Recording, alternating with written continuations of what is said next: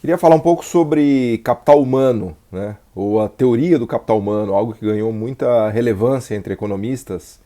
A ideia de que sem capital humano uma sociedade ou trabalhadores não conseguem avançar, não conseguem produzir mais, não conseguem ser mais produtivos, né? Que aliás é uma ideia bastante intuitiva, né? É uma ideia já relativamente antiga entre economistas, acho que dos anos 60, né? O Schultz é o grande nome ligado à ideia do capital humano, né? Que escreveu bastante sobre capital humano. E a ideia é mais ou menos simples, né? Quanto mais qualificado é o trabalhador, quanto mais qualificadas são as pessoas, maior será o salário delas, né?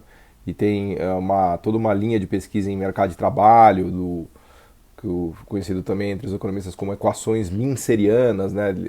Dado o trabalho do Mincer, que mostram que de verdade é isso que acontece, né? Quando as pessoas se qualificam mais, estudam mais, quando elas aumentam o estoque de capital humano delas, a remuneração aumenta, os salários aumentam, né? Isso é uma regularidade empírica, né, bastante presente, né? Bastante relevante nos trabalhos que olham para isso, né? Então, quando se estuda desenvolvimento econômico, é muito comum essa ideia de que o investimento em capital humano é essencial, né, para o desenvolvimento, para o enriquecimento dos países. A acumulação de capital humano é essencial para que as pessoas fiquem mais produtivas, para que elas sejam melhores remuneradas, né, e para que o país avance, para que a renda per capita avance. Então não basta apenas acumular capital físico, né? O que os estudos mostraram ao longo dos anos é que o desenvolvimento econômico, a riqueza das nações depende tanto da acumulação de capital físico, máquinas, fábricas, equipamentos, quanto o capital humano, né? Que são ideias, na verdade, que é o conhecimento, né? No final do dia a gente está falando de conhecimento, né? E de fato, quando a gente vê estudos que olham para a riqueza das nações, aparece claramente que o nível de educação média, o nível de qualificação média dos trabalhadores é, obviamente, muito mais elevado nos países ricos do que nos países pobres, né? Ou notas em exames do tipo PISA, comparações internacionais entre desempenho dos alunos, é sempre melhor nos países ricos do que nos países pobres, né? Então é mais ou menos lugar comum, até eu diria, constatar, né, que o capital humano de fato ele caminha de mãos dadas com o enriquecimento das nações, com o enriquecimento dos países, né? O problema, e isso é algo que eu quero destacar aqui, o problema é que o capital humano ele não flutua no ar, né? O que eu quero dizer com isso?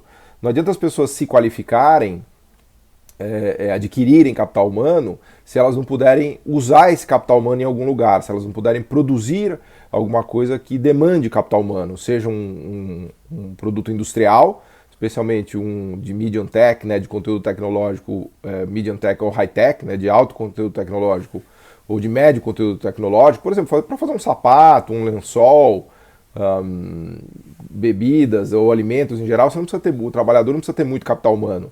O que demanda capital humano é produzir máquinas, né? Máquinas que fazem sapato, máquinas que fazem bebidas, máquinas que fazem lençóis, né? Só que a máquina já é um bem de alto conteúdo tecnológico. Então, uma máquina high-tech demanda muito mais capital humano do que produtos industriais low-tech. Ou até mesmo serviços de baixa complexidade, né? Por exemplo, corte de cabelo, manicure, lojista, garçom. Então não adianta nada o garçom se qualificar, porque ele sempre será um garçom, né? É evidente que é bom para a vida dele que ele se qualifique, idealmente ele até mude de profissão, mas a produtividade do garçom está meio limitada por aquela atividade econômica. Assim como a produtividade da empregada doméstica, ou da manicure, ou do lojista, do atendente de loja, são atividades econômicas que têm uma produtividade limitada pela própria natureza da atividade, né? Algo que não ocorre com fábricas, né, especialmente de produtos high-tech, medium-tech, high-tech, e com serviços, né, especialmente serviços empresariais, com serviços sofisticados, né, especialmente serviços empresariais do tipo design, TI, né, marketing, serviços financeiros e assim por diante. Então, o ponto que eu queria destacar aqui é que não adianta se acumular capital humano se a estrutura produtiva do país não tem esses empregos e não tem essas empresas, né? É a brincadeira que eu sempre faço do engenheiro que virou motorista de Uber no Brasil, né? Então, a gente anda de Uber por aí. Aliás, o Uber foi uma inovação fantástica, né, para locomoção. Só que quem dirige Uber, em geral, são pessoas que poderiam estar fazendo outras coisas muito mais úteis na sociedade, né, especialmente no Brasil. Então, é muito comum encontrar engenheiros dirigindo Uber, né? Eu converso muito quando eu ando de Uber com os motoristas, e as histórias são sempre essas. Não, era de uma empresa do setor fabril que quebrou, ou eu trabalhava em uma empresa de marketing ou de advocacia que quebrou. Então a destruição do tecido produtivo brasileiro, graças à guerra industrial, né, que a gente observa no mundo, acaba produzindo esse exército de engenheiros, de pessoas qualificadas que dirigem Uber, né, e que fazem outras coisas que não tem nada a ver com a habilidade, né, com o conhecimento que elas adquiriram ao longo dos estudos. Ou seja, o capital humano delas não é aplicado de verdade, né? O capital humano que elas adquiriram, que elas acumularam, não se traduz em produção de um bem ou serviço que demande capital humano e, portanto, não se traduz num salário mais elevado, né? Então, é nesse sentido que eu falei que o capital humano ele não fica flutuando, né? Que as pessoas podem acumular capital humano mais ou menos, estudar mais ou menos e pronto. Elas são condicionadas pela estrutura de empregos e estrutura produtiva que existe no país, né? E daí a importância de entender o que são as empresas que demandam muito capital humano e que a gente chama de universidades produtivas. As empresas mais fantásticas do mundo hoje, mais high-tech, seja em serviços, seja em bens, são também conhecidas, né, na expressão do Fausto como universidades produtivas, né, que são empresas tão fantásticas que elas praticamente são centros de conhecimento. Aliás, elas usam esse termo de campus, né? O campus produtivo. Próprio, se quiserem, Google, Facebook da vida, são universidades produtivas, né? A diferença é que eles produzem serviços absurdamente sofisticados e que são muito demandantes de capital humano. Assim como uma Siemens, né? Como uma Nokia, uma Ericsson, uma Volvo, uma Hyundai, uma Huawei na China, também são universidades produtivas que demandam um nível absurdo, né, de conhecimento de capital humano e que empregam as pessoas que estudam muito, né, que se qualificam muito. Então os finlandeses, os suecos, os japoneses, os suíços, os americanos investem em capital humano, acumulam capital humano e transformam o seu capital humano em produtos e serviços nestas universidades produtivas, né? Daí a importância, né, de se entender o que são essas empresas, né, que a gente chama aqui de meio de brincadeira do Charlie Chaplin, né, da fábrica do Charlie Chaplin até a universidade produtiva. Daí a importância do que de entender entender o que é a indústria hoje, né? Então a gente não está falando da indústria do Charlie Chaplin, a gente está falando dessas universidades produtivas fantásticas que são as empresas que estão na fronteira tecnológica. Empresas essas que o Brasil obviamente não tem, né, como a gente tem discutido sempre, né? Então o Brasil conseguiu subir um pouquinho a escala tecnológica para o nível ali low-tech, medium-tech, mas tem gloriosas exceções, como a gente não cansa de repetir, sei lá, Marco Polo, Randon, WEG, Embraer, mas a gente conta nos dedos, né? O que é o tecido produtivo da Alemanha, da Suécia, da Suíça e da Finlândia ou dos Estados Unidos são raras exceções no Brasil. Então, o capital humano não se converte no Brasil, não só no Brasil, em toda a América Latina e até mesmo a África e a Ásia Central mais pobre.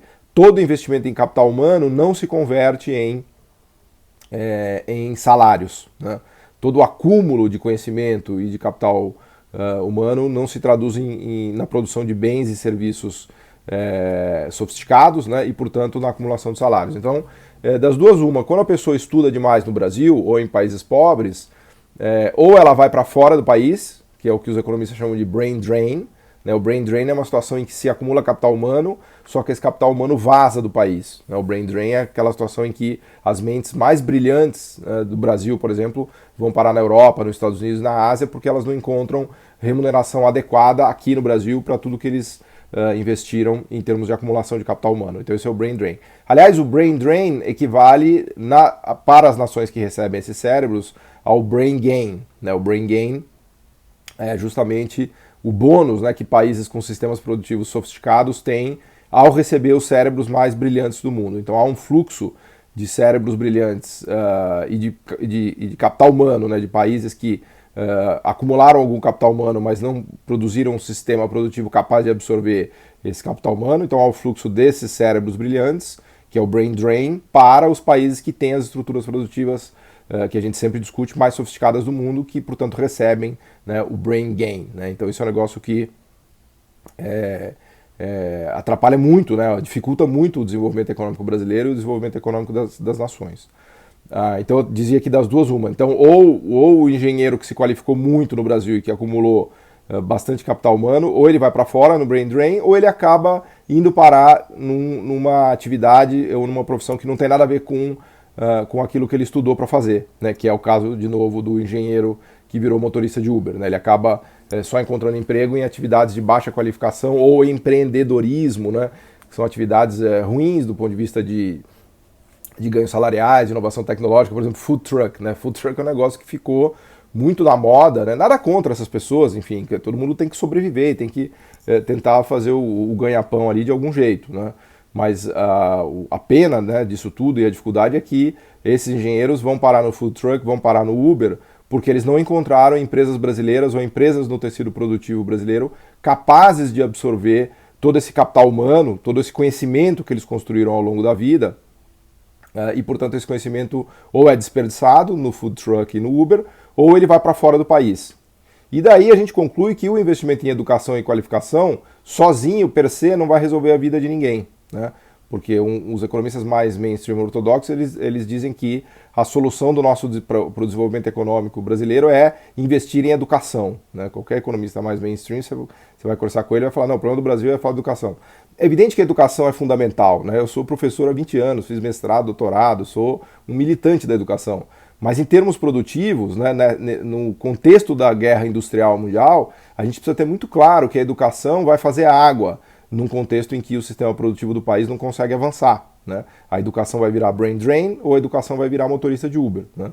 Daí a importância de política industrial, de ações do governo e de fortalecimento das empresas domésticas, do tecido produtivo doméstico, né? Por isso que o desenvolvimento econômico é uma questão nacional, ela envolve um território local, né? Um território que enriquece, né? O enriquecimento ele é localizado, né? Se a gente olhar as regiões mais ricas do mundo, a gente vai ver que são regiões mesmo, né? O Mittelstand na Alemanha, a região nórdica, os Alpes suíços, quer dizer, ou você pegar os Estados Unidos na Nova Inglaterra, ou na Coreia, toda a região de Usan, é que a Coreia inteira ficou desenvolvida, né?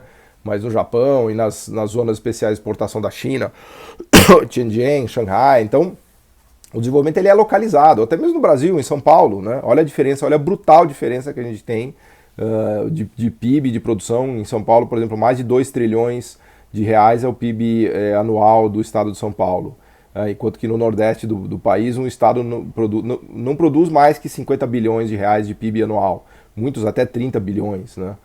É uma diferença brutal, né, de produção de riqueza e renda territorial mesmo, quando a gente olha. Então, olhar a questão do capital humano descolado do sistema produtivo resulta numa dificuldade de entendimento, né, da realidade como ela é. Aliás, eu diria que essa é uma crítica forte que a gente faz aos economistas mais ortodoxos, liberais, né, porque eles não fazem essa conexão entre indústria e educação, né? Não dá para você falar de indústria, falar de educação sem falar de indústria. E daí a ideia da fábrica do Charlie Chaplin até a universidade produtiva, porque a universidade produtiva é o suprassumo da indústria, da educação aplicada à indústria, né? Todos esses produtos maravilhosos que a gente fala e que o Fausto mostra tão bem, né? Milhares de exemplos, né? Das máquinas perfuratrizes de rocha, dos caminhões articulados, dos fornos de cimento basculantes, né? Que vão a 1500 graus, quer dizer, são inovações tecnológicas, são domínios tecnológicos incríveis, né? Que estão na fronteira tecnológica, que é o topo da nossa famosa e querida escala tecnológica, que determina se um país é rico ou pobre, né? Então não existe país rico que não esteja na fronteira tecnológica produtiva. É a fronteira tecnológica produtiva que transforma o capital humano, transforma a educação em produtos e serviços, né, que pagam melhores salários e que no final do dia resultam numa renda per capita elevada e na riqueza e na pobreza de um país, inclusive na redução das desigualdades, porque os sistemas sofisticados da fronteira tecnológica demandam uma rede produtiva de engenheiros, de técnicos, né, de serviços e de bens interligados tão complexa e sofisticada que acaba pagando salários bons e elevados para todo mundo, né? Então as redes produtivas sofisticadas têm menor desigualdade também. Justamente o contrário do que a gente vê no Brasil, né? Então o Brasil não consegue transformar capital humano em bens e serviços e tem uma desigualdade muito elevada, né? Que é a mesma situação, por exemplo, de países africanos e da Ásia Central pobre. Ok? Obrigado.